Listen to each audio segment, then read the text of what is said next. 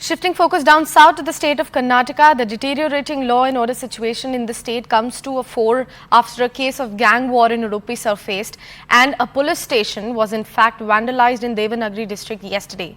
A gang war ensued in Udupi district of Karnataka where two groups clashed with each other. The video has gone viral on the internet. In another incident, a police station in Devanagari district was in fact vandalized and several vehicles were set ablaze as well, where more than 200 individuals gathered alleging a lockup death. Karnataka Chief Minister Siddaramaiah has denied that the death of a youth happened in the lockup, while Chief Minister Siddaramaiah has in fact ordered suspension of two police officials, and political war of words has erupted regarding the current law and order in the state.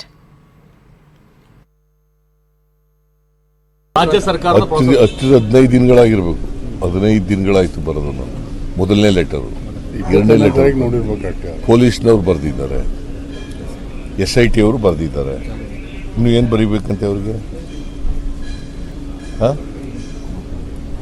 ಮೊಸರಲ್ಲಿ ಕಲ್ಲು ಹುಡ್ಕೊಂಡು ಮಾಡಕ್ ಹೋಗ್ಬಾರ್ದು ಆಯ್ತಪ್ಪ late ಆಗದೆ ಅಂತ assuming for the arguments ಈಗ issue ಮಾಡಿ ಈಗ ಕ್ಯಾನ್ಸಲ್ ಮಾಡಿ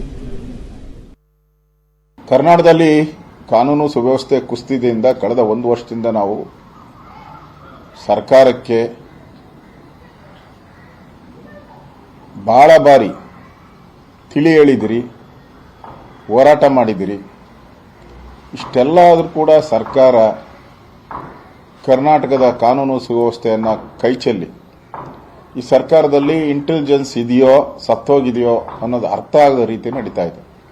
ಇವತ್ತು ಉಡುಪಿಯಲ್ಲಿ 2 ಮುಸ್ಲಿಂ ಗ್ಯಾಂಗ್ಗಳ ಮಧ್ಯೆ ಗ್ಯಾಂಗ್ ವಾರ್ ಆಗಿದೆ. ಮತ್ತೆ ಅದೇ TJ ಹಳ್ಳಿ KJ ಹಳ್ಳಿ ಘಟನೆಯನ್ನಾಡಿತು ಬೆಂಗಳೂರಲ್ಲಿ. ಅದರ ರಿಪಿಟೇಷನ್ಸ್ ಎಲ್ಲ ಈಗ ಕರ್ನಾಟಕದಾದ್ಯಂತ ನಡೀತಾ ಇದೆ. ಬೆಳಗಾವಿಯಲ್ಲೂ ಕೂಡ ಗಲಭೆ ಆಗಿದೆ. ಬೆಳಗಾವಿಯಲ್ಲೂ ಕೂಡ ಒಂದು ಗಲಾಟೆ ಆಗಿರುವಂಥದ್ದು. ಅದೇ ರೀತಿ ಇವತ್ತು ಚನ್ನಗಿರಿಯಲ್ಲಿ ಪೊಲೀಸ್ ಸ್ಟೇಷನ್ನಲ್ಲಿ ಲಾಕಪ್ ಡೆತ್ ಆಗಿದೆ ಅಂತ ಹೇಳಿ ಇವತ್ತು ನೆನ್ನೆನೂ ಕೂಡ ಕಂಪ್ಲೇಂಟ್ ಆಗಿದೆ. ಇವೆಲ್ಲ ನೋಡ್ತಾ ಇದ್ರೆ ಕರ್ನಾಟಕದಲ್ಲಿರುವಂಥ ಸರ್ಕಾರ ಒಂದು ಲೂಟಿ ಮಾಡಕ್ಕೆ ಅವರು ಸಮಯ ಕೊಡ್ತಾರೆ ಹೊರತು ಕಮಿಷನ್ ದಂಧೆ ಮಾಡಕ್ಕೆ ಸಮಯ ಕೊಡ್ತಾರೆ ಹೊರತು ಕಾನೂನು ಸುವ್ಯವಸ್ಥೆಯನ್ನ ಕೈ ಚೆಲ್ಲಿ ಕೂತ್ಬಿಟ್ಟಿದ್ದಾರೆ. ಇವತ್ತು ಕರ್ನಾಟಕದಲ್ಲಿ ಕಾನೂನು ಸುವ್ಯವಸ್ಥೆ ಹಾಳಾಗಿರೋದ್ರಿಂದ ಹಲವಾರು ಕಂಪನಿಗಳು ಇವತ್ತು ಚೆನ್ನೈಗೆ ಹೋಗ್ತಾ ಇದೆ. ಚೆನ್ನೈಗೆ ಕಂಪನಿಗಳು ಹೋಗ್ತಾ ಇದೆ, ಹೈದರಾಬಾದ್ಗೆ ಹೋಗ್ತಾ ಇದೆ. ಕೇರಳದವರಂತೂ ಅಫಿಷಿಯಲ್ ಲೆಟರ್ ಬರೆದ್ಬಿಟ್ಟಿದ್ದಾರೆ, ನಿಮಗೆ ಬೆಂಗಳೂರು ಕರ್ನಾಟಕ ಸೇಫ್ ಅಲ್ಲ, ಇಲ್ಲಿ ಲ್ಯಾಂಡ್ ಆರ್ಡರ್ ಸರಿ ಇಲ್ಲ, ಕುಡಿಯೋ ನೀರಿಲ್ಲ. ಇಲ್ಲಿ ಅವರು ಅವ್ರ ಮೇಲೆ ಕಂಪ್ಲೇಂಟ್ ಇತ್ತು ಅಂತೇಳಿ ಅವ್ರನ್ನ ಪೊಲೀಸ್ ಸ್ಟೇಷನ್ಗೆ ಕರ್ಕೊಂಡು ಬಂದಿದ್ದಾರೆ. ಕರ್ಕೊಂಡು ಬಂದಾಗ ಒಂದು 7 ನಿಮಿಷ ಅವರು 7 ಮಿನಿಟ್ಸ್ ಒಳಗಡೆ ಅವನಿಗೆ ಏನಾಗಿದೆ ಆರೋಗ್ಯದ ಇದು ಆಗಿ ಅವರು ತೀರ್ಕೊಂಡಿದ್ದಾರೆ. ಅದಕ್ಕೆ ಅವರು ಪೊಲೀಸ್ನವರೇ ಹೊಡೆದು ಸಾಯಿಸಿದ್ದಾರೆ ಅನ್ನೋವಂಥ ರೀತಿಯಲ್ಲಿ ಪ್ರತಿಭಟನೆ ಮಾಡಿ ಪೊಲೀಸ್ ಸ್ಟೇಷನ್ ನುಗ್ಗೋದಕ್ಕೆಲ್ಲ ಪ್ರಯತ್ನ ಮಾಡಿ ಅದಕ್ಕೆ ಅವರು ಟೇರ್ ಗ್ಯಾಸ್ ಅದೆಲ್ಲ ಸಿಡಿಸಿದ್ದಾರೆ.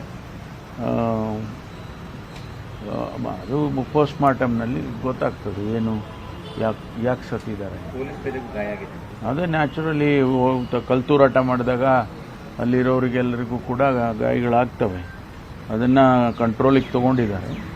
ಅದು ಪೋಸ್ಟ್ ಮಾರ್ಟಮ್ನಲ್ಲಿ ಏನು ವರದಿ ಬರುತ್ತೆ ನೋಡಿಕೊಂಡು ಆಮೇಲೆ ಮುಂದುವರಿಬೇಕಾಗುತ್ತೆ. ಉಡುಪಿಯಲ್ಲಿ ಕೂಡ 2 ಗುಂಪು ಮಾರಾಮಾರಿ ಮಾಡಿರ್ತಕ್ಕಂಥದ್ದು, ತಲವಾರು ಹಿಡ್ಕೊಂಡು ಈ ಗುಂಪು ಘರ್ಷಣೆಗಳು, ಈ ರೌಡಿಸಮ್ಗಳು ಇವೆಲ್ಲ ಯಾರನ್ನು ಹೇಳಿ ಕೇಳಿ ಮಾಡೋದಿಲ್ಲ. ಇದ್ದಕ್ಕಿದ್ದಾಗೆ ಅವರು ಮಾಡ್ತಾರೆ. ಅಂಥ ಸಂದರ್ಭದಲ್ಲಿ ನಾವು ಅದನ್ನು ಕಂಟ್ರೋಲ್ ಮಾಡೋದಕ್ಕೆ, ಅದನ್ನು ಹತ್ತಿಕ್ಕೋದಕ್ಕೆ ಏನು ಮಾಡಬೇಕೋ ಅದೆಲ್ಲ ಮಾಡ್ತೇವೆ. ಯಾರಿಗೂ ಕೂಡ ಅವ್ರನ್ನ ಫ್ರೀಯಾಗಿ ಓಡಾಡೋಕ್ಕೆ, ಆ ರೀತಿ ಓಡಾಡಿಕೊಂಡು ಏನು ಬೇಕೋ ಮಾಡಿಕೊಂಡು ಹೋಗ್ಬೋದು ಅನ್ನೋದಕ್ಕೆ ಬಿಡೋದಿಲ್ಲ. ರೌಡಿಸಮ್ ಮಾಡೋರ್ಗಾಗಲಿ, ಈಗ ಪೊಲೀಸ್ ಸ್ಟೇಷನ್ಗೆ ಬಂದು ಧಮಕಿ ಹಾಕಿದರೆ ಅಂಥವರಿಗೆ ಸಾಫ್ಟ್ ಕಾರ್ನರ್ ತೋರ್ಸೋಕ್ಕಾಗುತ್ತಾ?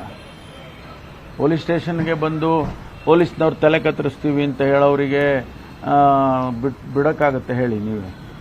ಅದರಿಂದ ಪೊಲೀಸು ಕ್ರಮ ತಗೊಳ್ತದೆ. ಅಂಥವ್ರ ಮೇಲೆ ಕಾನೂನಿನಲ್ಲಿ ಏನು ಅವಕಾಶ ಇದೆಯೋ ಅದನ್ನೆಲ್ಲ ಮಾಡ್ತಾರೆ.